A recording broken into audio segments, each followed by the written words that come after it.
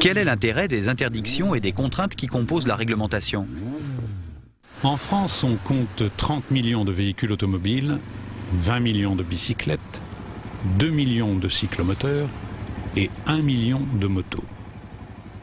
Pour la facilité et la sécurité, chacun doit se comporter de façon à ne pas gêner et à ne pas constituer un danger. Il convient d'appliquer les mêmes règles pour prévoir ce que les autres vont faire. D'où la nécessité d'une réglementation, le code de la route, qu'il est indispensable de connaître et d'appliquer avec intelligence. Tout jeu a une règle. On ne peut le pratiquer sans la connaître. Connaître le code, c'est une chose. Ensuite, il faut aussi se tenir informé des changements, s'adapter aux circonstances et connaître les particularités des autres usagers. C'est ensuite l'expérience qui fera de vous un motard confirmé, en prenant l'habitude de mettre en pratique le code de la route. Mais certaines règles sont spécifiques à la moto.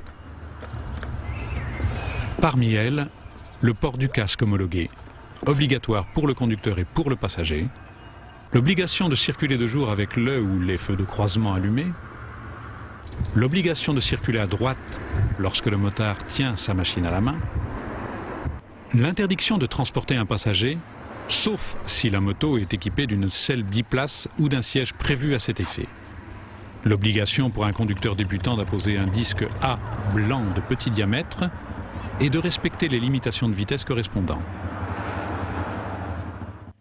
L'interdiction de rouler à deux de front,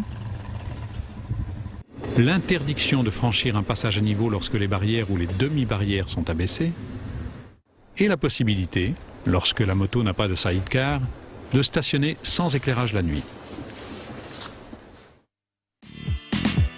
L'équipement minimum obligatoire d'une moto, c'est un rétroviseur à gauche, un indicateur de vitesse, un compteur kilométrique, un avertisseur sonore, une plaque d'immatriculation homologuée à l'arrière, une plaque du constructeur, au moins une béquille, un dispositif d'échappement homologué, un dispositif d'antiparasitage, 2 dispositifs de freinage à commande indépendante,